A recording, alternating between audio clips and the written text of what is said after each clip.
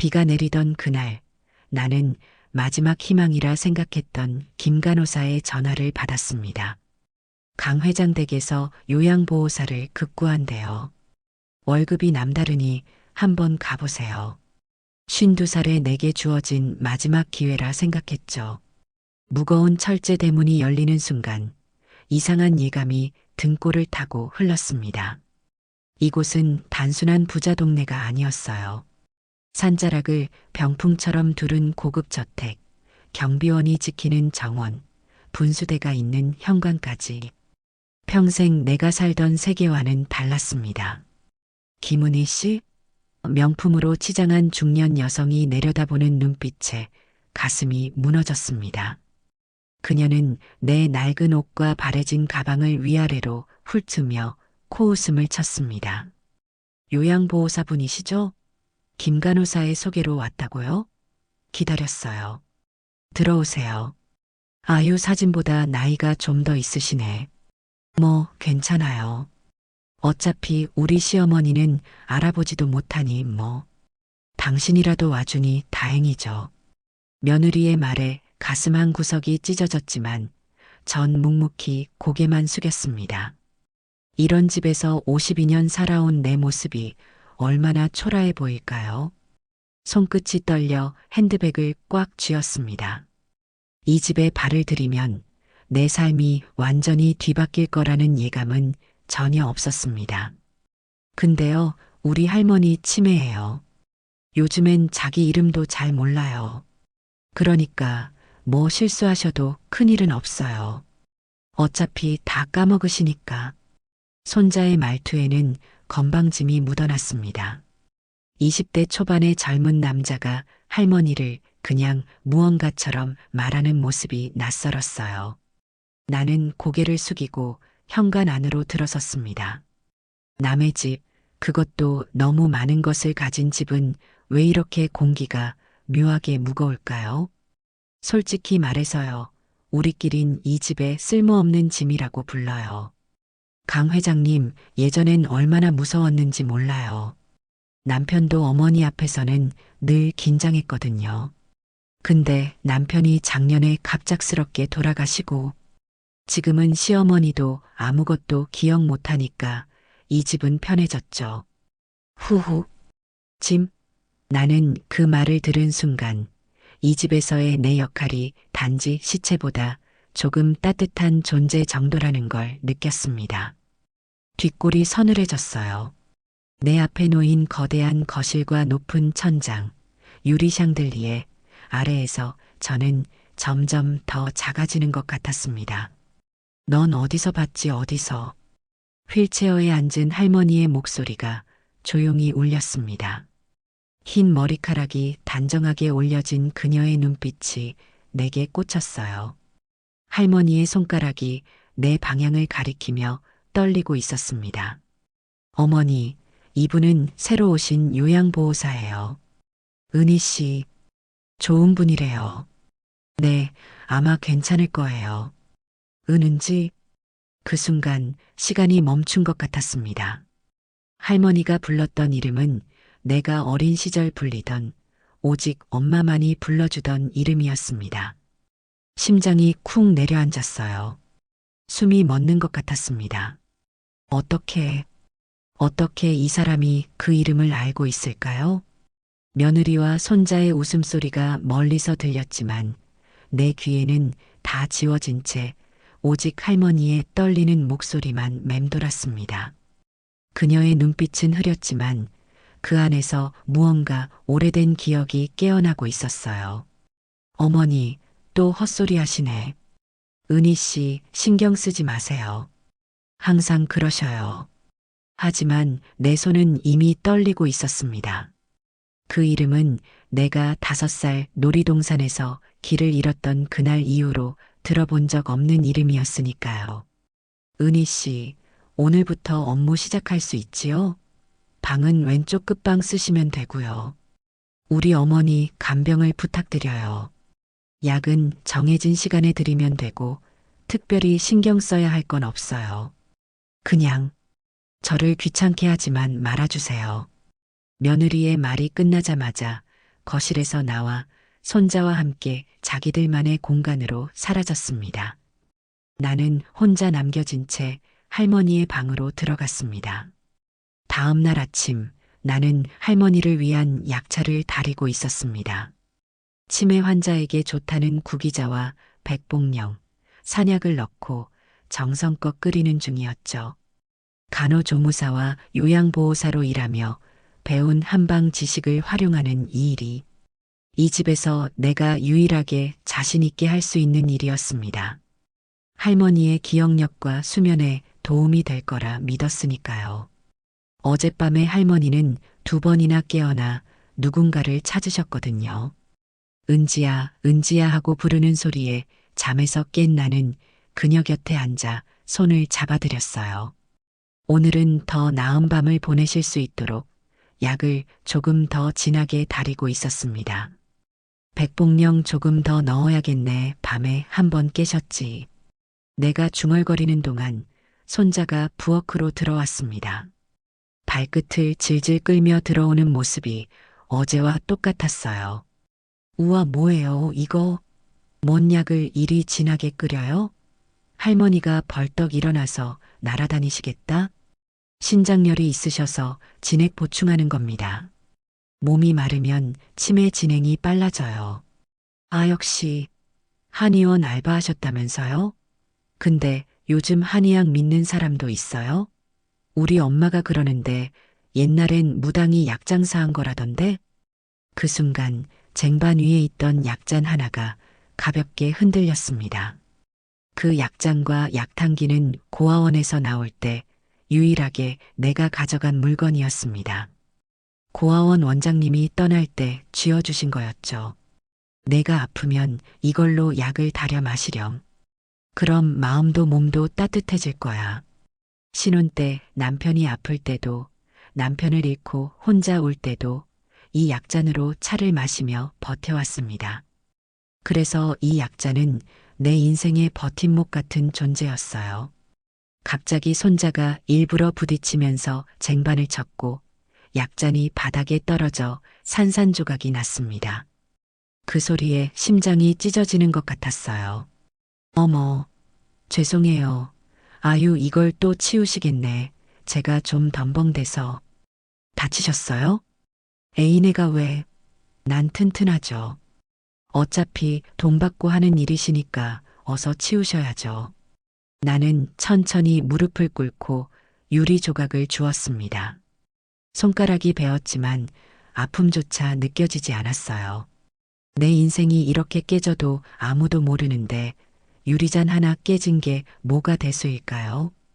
그날 내 손끝에서 피가 났습니다. 그 피는 유리 때문이 아니라 내가 버텨왔던 시간들이 문드러진 거였어요. 누구에게도 위로받지 못한 날들, 혼자 울었던 밤들이 손끝에서 핏방울로 흘러내렸습니다. 저녁 식사 시간, 가족들은 거실에 모여 TV를 보고 있었습니다.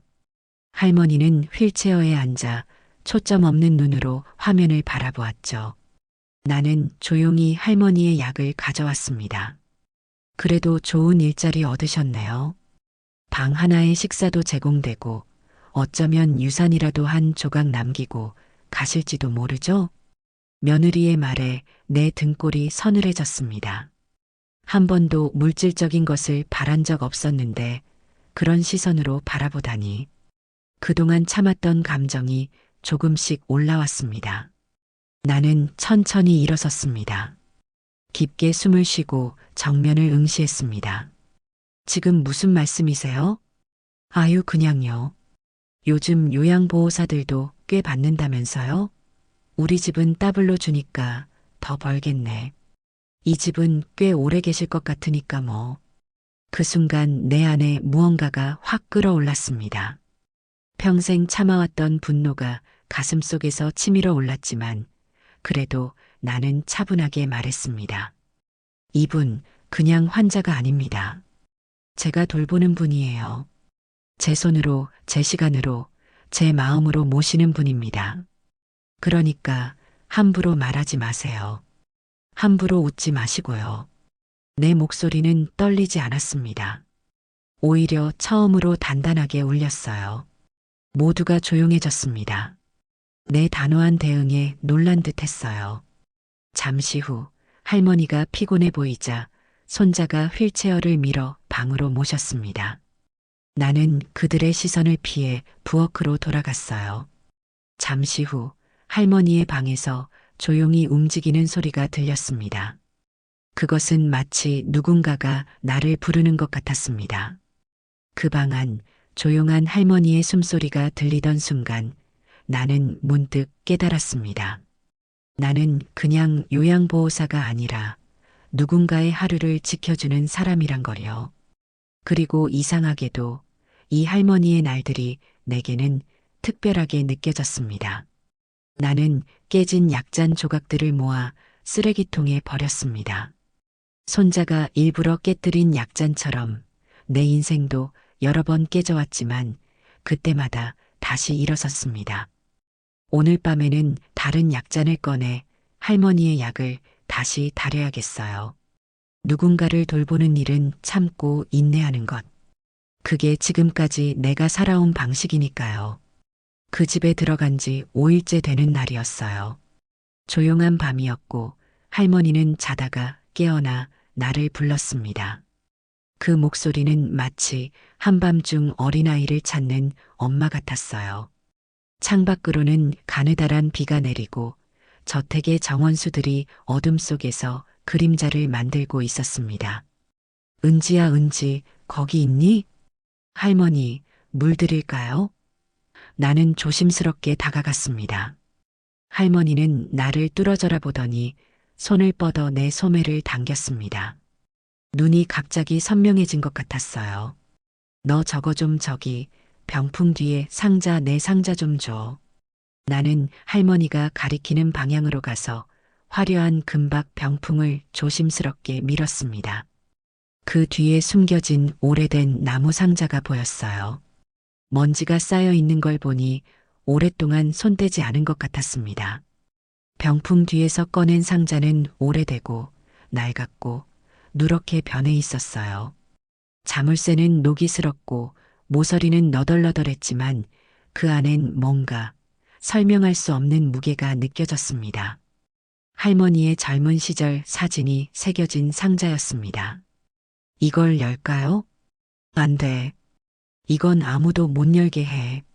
너만 지켜. 안에는 내 은지 있어. 내 새끼 이름표 놓지 마. 잃어버리면 안 돼. 그 이름 은지 내가 아주 어릴 적 불리던 이름인데 지금은 아무도 기억하지 않는 이름. 고아원에서도 지워버린 그 이름인데 왜 이 할머니가 알고 있는 걸까요? 내 심장이 너무 빨리 뛰었고 귀가 윙윙거렸습니다. 그날 새벽 나는 혼자 침대 곁 작은 소파에 앉아 그 상자를 바라보았습니다. 할머니는 다시 깊은 잠에 들었고 거대한 저택은 고요함 속에 잠겨 있었어요. 시계는 새벽 3시를 가리키고 있었습니다. 상자를 열어볼까? 말아야 할까? 손가락이 자물쇠를 더듬었습니다. 그러다 문득 결심이 섰어요. 조심스럽게 마치 누군가의 심장을 여는 것처럼 상자의 자물쇠를 돌렸습니다. 상자 안에는 오래된 보자기가 있었고 그 안에 조심스럽게 쌓인 무언가가 있었습니다. 천천히 보자기를 풀자 낡은 유치원 이름표가 나왔습니다. 손이 떨렸습니다. 이건 내 이름, 분명히 내 이름이었습니다. 강은지, 지워지지 않은 글씨, 빨강실로 꿰맨 이름 등 뒤에는 엄마의 서툰 글씨체가 그대로 남아 있었어요. 그 옆에는 작은 리본이 달린 인형 하나와 오래된 사진이 있었습니다.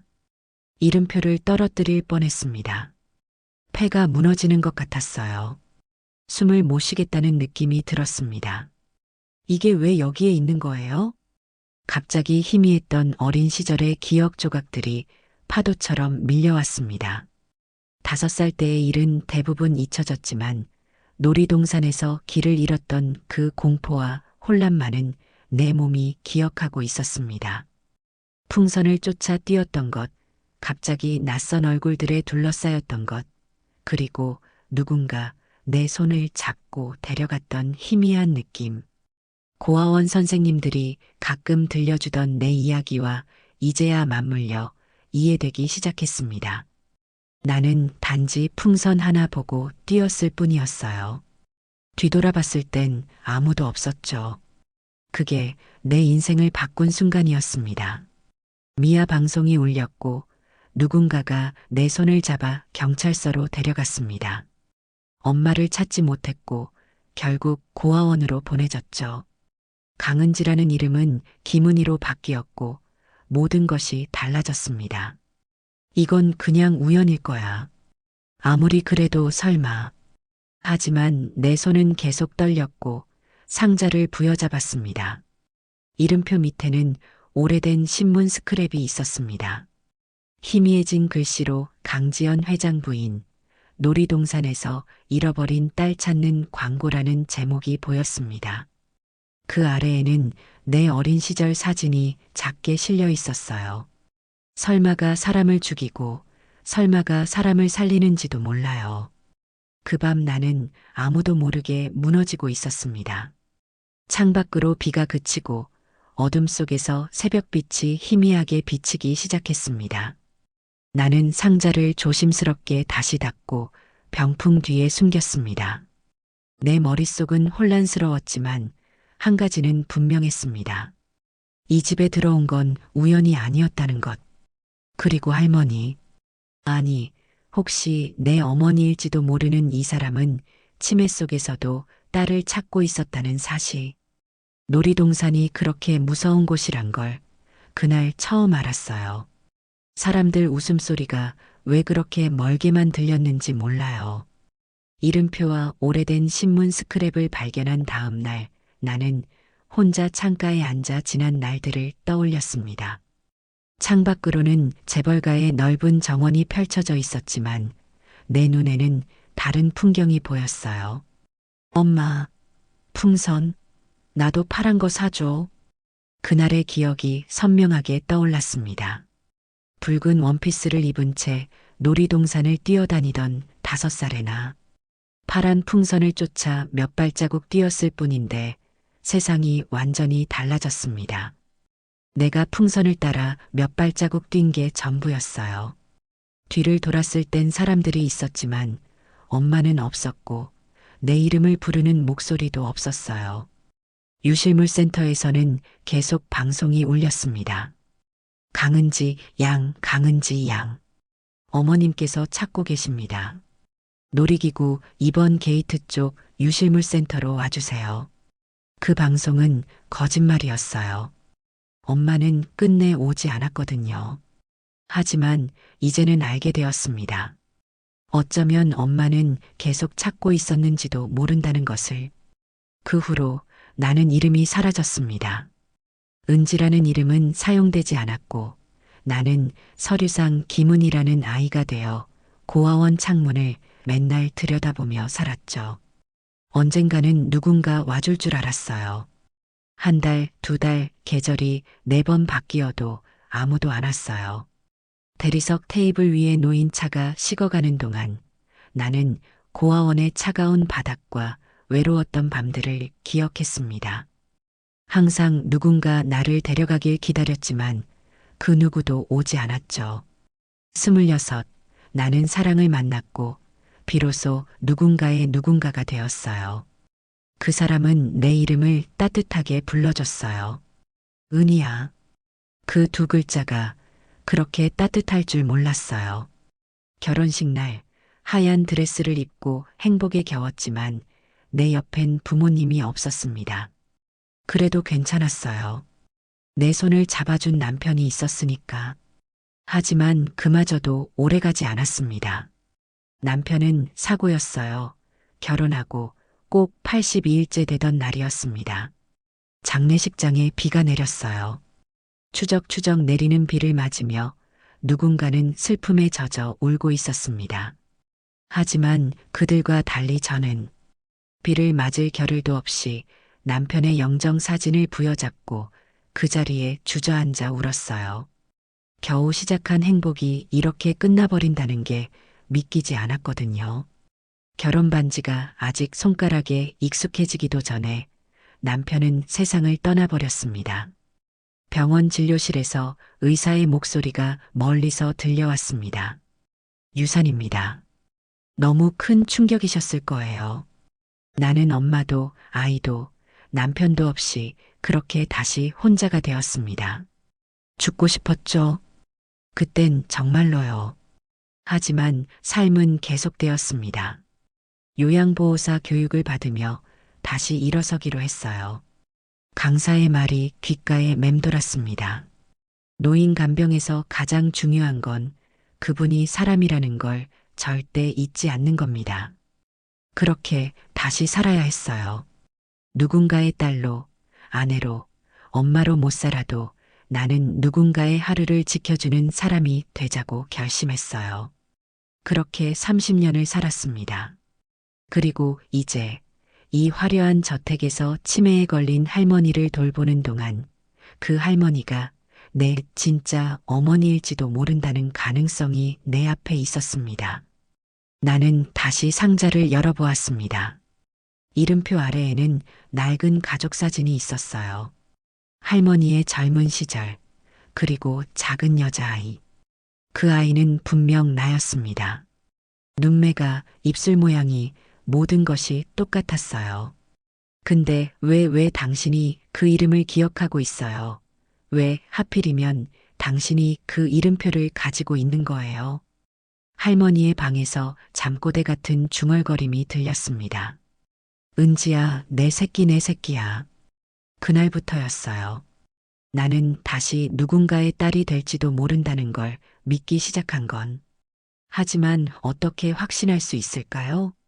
치매에 걸린 할머니의 말과 오래된 이름표만으로 전부를 뒤집을 수 있을까요? 그리고 만약 정말이라면 이 부유한 집안에서 왜 나를 찾지 못했을까요? 왜 그렇게 쉽게 놓아버렸을까요? 이 질문들이 내 마음을 괴롭혔지만 그럼에도 불구하고 내 심장은 진실을 향해 뛰고 있었습니다. 그 아침 모든 게 조용했어요. 이상할 만큼 마치 누군가 숨을 죽이고 기다리는 느낌이었죠. 나는 할머니의 아침 약을 준비하며 창밖을 내다보았습니다. 정원사가 화단을 다듬고 경비원이 대문을 점검하는 평화로운 아침이었지만 내 가슴속은 폭풍우가 몰아치고 있었어요. 잘 주무셨을까? 오늘은 약탕기 새 걸로 갈아야겠다. 할머니의 방문을 열려는 순간 복도에서 발소리가 들려왔습니다. 며느리가 급하게 나오는 소리였어요. 그녀의 팔에는 낯익은 나무 상자가 안겨 있었습니다. 은희 씨, 지금 이게 뭐예요? 며느리는 상자를 거실 탁자 위에 3개 내려놓았습니다. 그 충격에 상자가 열렸고 안에 있던 물건들이 흩어졌어요. 이름표가 탁자 위로 떨어지는 순간 내 심장이 멎는 것 같았습니다. 그건 건드리면 안 되는 물건이에요. 내 목소리가 떨렸습니다. 며느리의 얼굴은 분노로 일그러져 있었어요. 당신이 이걸 어디서 훔쳤는지는 모르겠지만 이 안에 중요한 유산 관련 서류가 있었다는 건 아세요? 왜 멋대로 열었어요? 훔친 게 아닙니다. 할머니가 저한테 직접, 할머니, 치매 걸린 우리 시어머니요? 그분 말 지금 다 믿는 사람 없어요. 그리고 증거도 있거든요. CCTV 다 확인했어요. 당신이 혼자 이 상자 만지고 있는 거 다 찍혔어요. 그 순간 등골이 서늘해졌습니다. 나는 정말 할머니가 보여달라고 해서 열었을 뿐인데 이제 도둑처럼 취급받게 될까요? 할머니와의 연결고리를 잃게 될까요?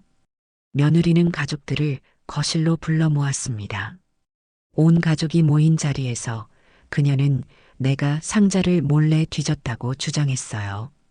이 집은 함부로 이것저것 열어도 되는 곳 아니에요. 사람 가려야지. 아무나 들이면 안 되는 집이었어요. 손자도 가세했습니다. 솔직히 말해서 이분 좀 이상해요. 우리 집에 와서 왜 가족인 척을 해요? 요양보호사가 상자 뒤지고 이상한 이름 불러대고 그때였습니다. 휠체어 끌리는 소리가 들렸고 방문이 열렸습니다. 할머니가 숨을 거칠게 쉬며 나타났습니다. 그만해라, 다들 입 닥쳐. 모두가 놀라 말을 잃었습니다. 치매 때문에 늘 멍하고 얌전하던 할머니의 눈빛이 달라져 있었어요. 맑고 날카로웠습니다. 어머니, 쉬셔야 해요.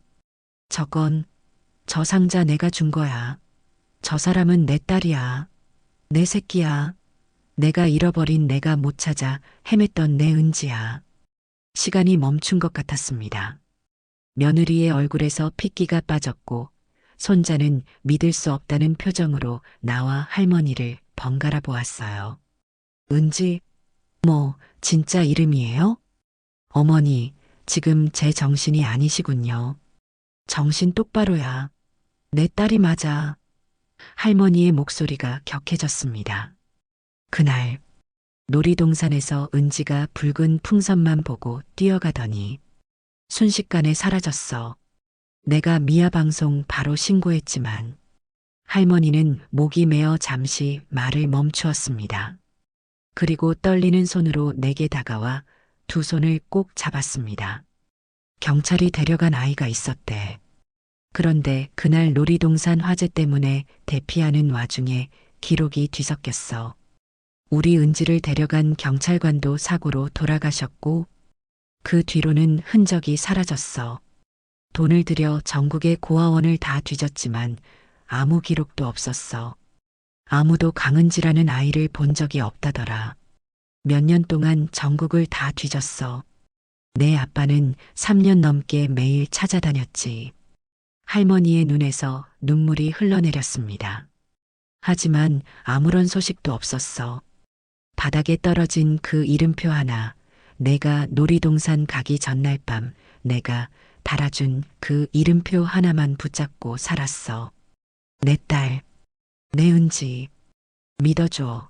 널 절대 포기한 적 없어. 할머니의 목소리가 울음으로 흔들렸고 오랜 시간 감춰왔던 슬픔이 한꺼번에 터져 나왔습니다. 내가 널 잊은 게 아니야. 내가 널 버린 게 아니야. 은지야, 엄마가 찾고 또 찾았어. 제발, 제발 날 용서해줘. 나는 아무 말도 할 수 없었습니다. 그 손의 떨림이, 그 눈의 흔들림이 그 어떤 증거보다도 분명했으니까요. 이 사람은 정말 내 어머니였습니다. 며느리는 입을 다물었고 손자는 뒤로 물러섰습니다. 회의적인 표정이었지만 더 이상 반박하지 않았어요. 이런 게 진짜일 리가 없어. 반신반의하는 가족들 앞에서 할머니는 내게서 이름표를 가져와 뒤집었습니다. 그곳에는 희미하게 쓰여 있었어요. 우리 은지, 엄마가 널 사랑한다. 엄마 강지연. 할머니는 이름표를 손가락으로 쓰다듬으며 말했습니다. 내가 놀이동산에 가기 전날 밤에 써준 거야. 이름표 잃어버릴까봐. 내가 내 이름 뒷면에 썼었어. 그런데 이름표는 떨어지고 아이는 없어지고 나는 할머니를 끌어안았습니다. 괜찮아요. 저 여기 있잖아요. 지금 여기 있어요. 47년 만에 나는 다시 은지가 되었습니다. 그리고 엄마를 찾았습니다. 그날 밤 나는 방 안에 등을 대고 앉아 있었습니다. 할머니의, 아니, 어쩌면 엄마의 침대 곁에. 잠든 그녀는 작은 아이처럼 숨을 고르고 있었고 나는 그 숨결에 내 삶의 시간을 겹쳐보고 있었어요. 창밖으로는 별이 총총하게 빛나고 있었습니다. 그날 오후 할머니의 지시로 집안의 변호사와 개인 주치의가 급히 불려왔습니다. 변호사는 엄격한 표정으로 서류를 작성했고 의사는 DNA 검사를 위한 샘플을 채취했습니다. 그 과정 내내 할머니는 내 손을 놓지 않았어요. 결과가 나올 때까지 기다릴 필요 없어. 내 딸이 맞아. 할머니의 확신에 찬 목소리가 거실에 울렸습니다. 이틀 후 DNA 검사 결과가 나왔습니다. 99.9999% 확률로 모녀관계 확인됨. 그 한 줄이 내 인생을 완전히 바꿔놓았어요. 법적으로도 나는 강은지로 돌아왔습니다. 그 후 집안 분위기는 완전히 달라졌어요. 며느리는 이제 겸손한 태도로 내게 말을 걸었고, 손자는 하루아침에 고모라고 부르기 시작했습니다. 가족 변호사는 상속과 관련된 서류를 준비하기 시작했죠. 내 존재가 이 가족의 역사와 미래에 큰 변화를 일으켰다는 걸 알았지만 그것보다 중요한 건 내 옆에서 잠든 이 사람과의 연결이었어요. 할머니가 눈을 떴습니다. 그녀의 눈빛은 맑았어요. 치매가 잠시 물러난 듯한 선명함이 있었습니다. 은지야, 여기 있어요. 엄마. 그 말이 입에서 나오는 게 어색했지만 동시에 너무나 자연스러웠습니다. 평생 한 번도 불러보지 못한 그 단어가 마치 오래전부터 내 안에 숨어 있었던 것처럼 흘러나왔어요. 할머니는 입술을 떨며 내 얼굴을 바라보았습니다. 세상 어디에 있었니? 우리 딸 얼마나 찾았는데, 얼마나 울었는데, 왜 그렇게 멀리 있었니? 그녀의 떨리는 손이 내 볼을 쓰다듬었습니다. 그 손끝이, 그 따뜻한 손끝 하나가 내가 평생 그리워하던 전부였습니다. 쓰다듬는 손길에 지난 세월이 녹아내렸어요. 가려다가, 잊어버리려다가, 죽으려다가 살았어요. 그렇게 어쩌다 보니 여기까지 왔어요. 엄마가 미안하다. 그날 널 잃어버리고 너 없는 세월 그게 지옥이었다. 내가 매년 생일마다 촛불 하나씩 너한테 불어줬어. 안 오니까 못 찾으니까 너무 늦었을까봐 무서웠으나 이제 세상 뜨더라도 너 아버지에게 할 말이 있구나. 너 아버지는 널 못 보고 간다고 눈도 못 감고 가셨지. 할머니의 눈에서 눈물이 흘렀습니다. 나는 그녀의 눈물을 닦아주었어요. 내 마음속에서도 뜨거운 눈물이 차올랐습니다. 어머니는 내 머리를 부드럽게 쓰다듬으며 계속 이야기했습니다. 우리가 놀이동산 곳곳을 다 뒤졌어. 경찰에 신고하고 텔레비전에도 나가고 내 아빠는 3년 동안 매일 너를 찾아다녔어. 그런데도 어째 못 찾았을꼬? 모든 것이 이해되기 시작했습니다.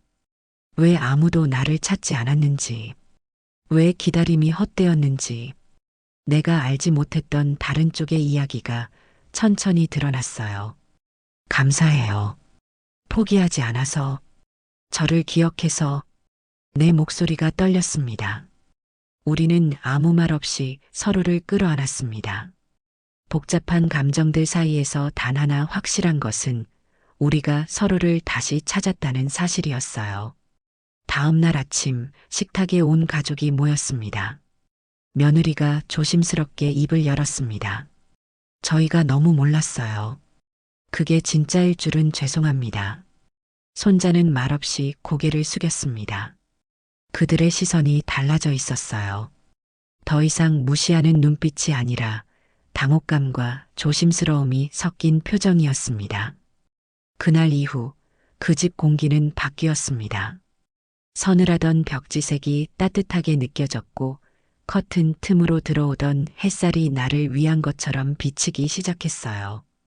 그리고 무엇보다 내가 누군가의 딸이라는 사실이 내 정체성을 완전히 새롭게 해주었습니다. 할머니, 아니, 이제는 엄마라고 부를 수 있는 그녀의 방에서 우리는 많은 이야기를 나눴습니다. 치매가 잠시 물러갈 때마다 그녀는 내가 없었던 시간의 조각들을 하나씩 들려주었어요. 오늘은 맹문동 조금 줄였어요. 밤에 2번 깨셨으니까요. 나는 약차를 내려놓으며 말했습니다. 우리 딸은 참 잘하네. 엄마가 그거 하나는 잘 가르쳤나 보다. 엄마는 눈을 감은 채 웃었습니다. 나도 모르게 웃음이 나왔어요. 처음으로 누군가와 공유하는 웃음이 이렇게 따뜻할 줄 몰랐습니다. 그것은 혈연만이 줄 수 있는 깊은 연결감이었어요. 은지야, 우리 같이 살자. 엄마의 말에 나는 아무 말도 하지 못했습니다. 그저 고개를 끄덕였어요. 평생 기다렸던 말이었으니까요. 같이 살자는 그 간단한 말 속에 내 모든 외로움이 치유되는 것 같았습니다. 우리는 손을 꼭 잡았습니다.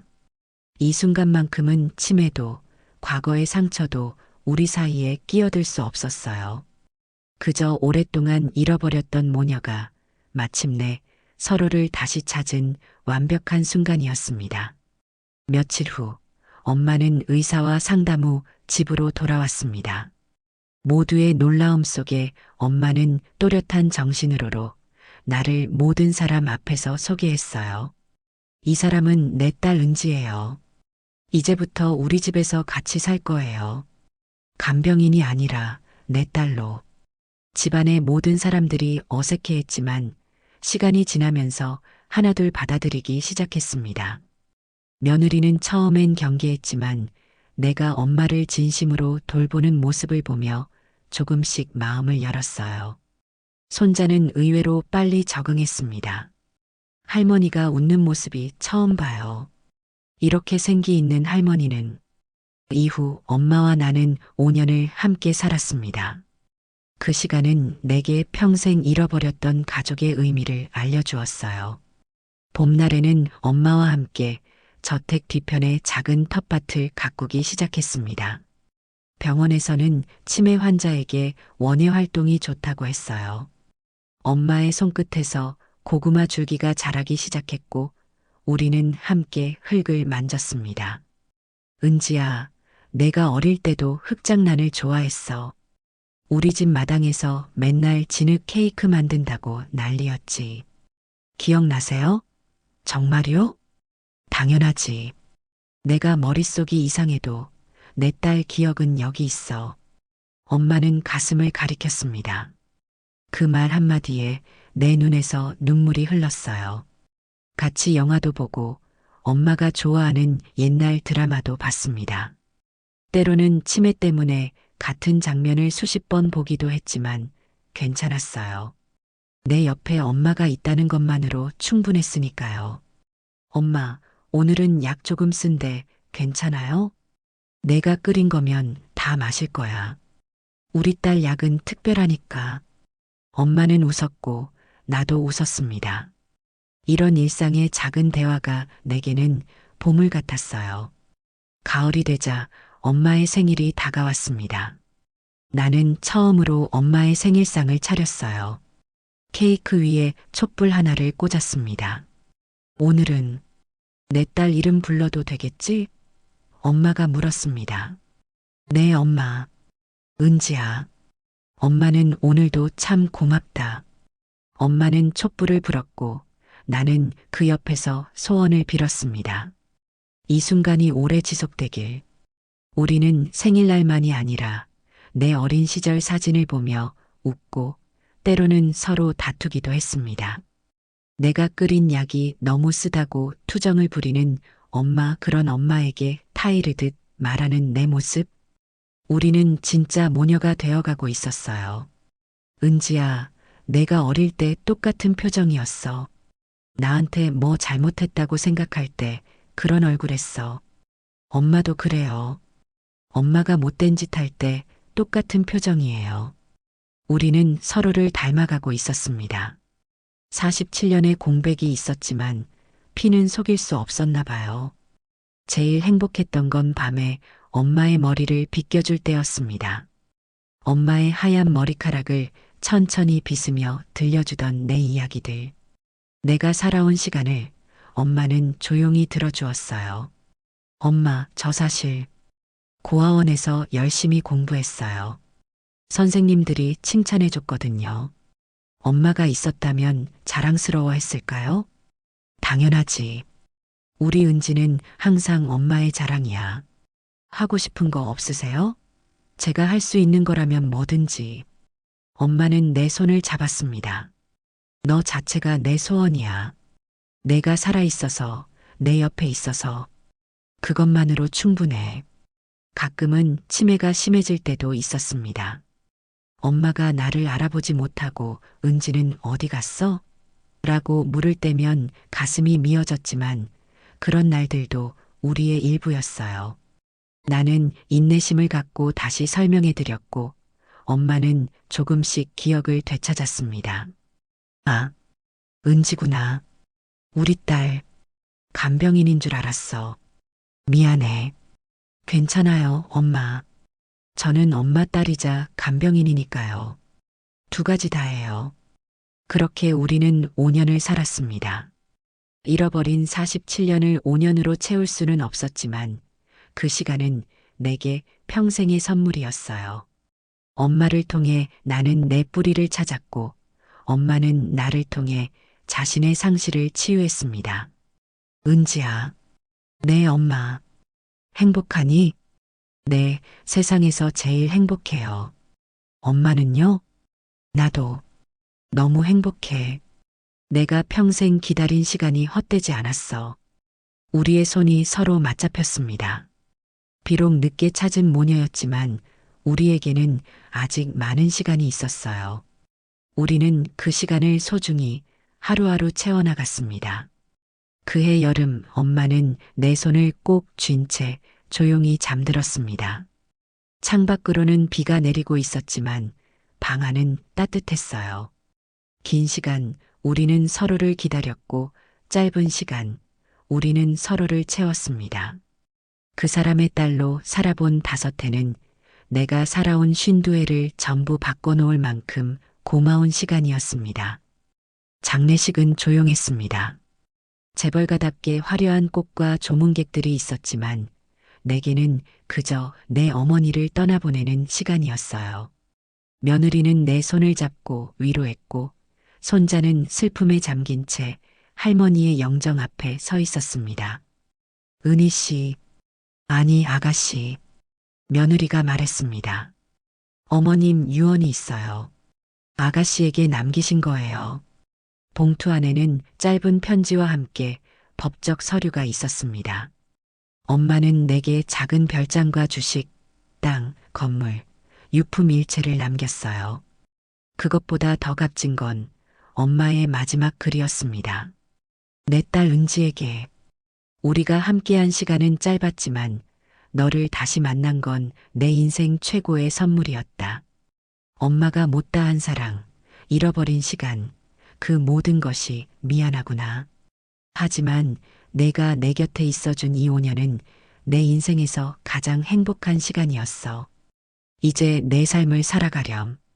엄마는 항상 너를 지켜볼게. 영원히 너를 사랑하는 엄마가. 집으로 돌아온 나는 엄마의 상자를 정리하기 시작했습니다. 그 안에는 내 어린 시절 사진들, 찢어진 신문 스크랩, 그리고 수십 년간 날마다 쓴 일기가 있었어요. 일기장 곳곳에는 오늘도 은지를 찾지 못했다라는 문장이 반복되어 있었습니다. 나는 거실벽에 못 하나를 박았습니다. 망치 소리가 텅 빈 집에 울려 퍼졌어요. 그리고 내 유치원 이름표를 액자에 넣어 벽에 걸었습니다. 엄마가 내 이름을 붙잡아준 덕분에 나는 다시 사람으로 살게 됐어요. 이 이름표 하나가 내 생을 돌려놨어요. 엄마가 남긴 별장은 작았지만 아늑했습니다. 나는 그곳에서 내 삶의 새로운 장을 시작했어요. 요양보호사 경험을 살려 작은 요양원을 열기로 했습니다. 내가 겪었던 아픔을 가진 노인들을 돕고 싶었거든요. 강은지의 쉼터라는 이름의 작은 요양원이 문을 열었습니다. 처음에는 2명의 노인만 왔지만 곧 입소문이 나기 시작했어요. 그 집은 이상하게 따뜻해라는 말이 돌았거든요. 내 방 책상 위에는 여전히 약탕기가 놓여 있었습니다. 매일 아침 약을 다리며 나는 엄마를 생각했어요. 그리고 내가 돌보는 노인들에게도 같은 정성으로 약을 만들어 주었습니다. 어느 날 대문이 열리는 소리가 들렸습니다. 나는 빗자루를 들고 마당을 쓸다가 고개를 들었어요. 골목에서 놀던 아이가 인사를 했습니다. 할머니 어디 가세요? 응, 약 사러. 누군가 또 지켜줄 사람이 있거든. 아이는 방긋 웃고 뛰어갔습니다. 나는 잠시 하늘을 바라보았어요. 구름 사이로 비치는 햇살이 내 얼굴을 따뜻하게 감쌌습니다. 이름은 누군가에게 부름받을 때 비로소 생명을 얻습니다. 그리고 그 이름을 기억해주는 사람이 있다는 건 우리가 이 세상에 존재했다는 증거예요. 엄마는 내 이름을 47년 동안 기억했고 나는 이제 그 기억을 안고 살아갑니다. 늦게 왔지만 온전히 왔던 사랑. 그 사람의 엄마로, 그 사람의 딸로 나는 오늘도 살아갑니다. 내 이름은 강은지입니다. 47년 만에 찾은 이름이지만 이제는 영원히 내 것입니다. 오늘 이야기 어떻게 보셨나요? 마음에 드셨다면 좋아요와 구독 부탁드릴게요. 여러분의 댓글 하나하나가 큰 힘이 됩니다.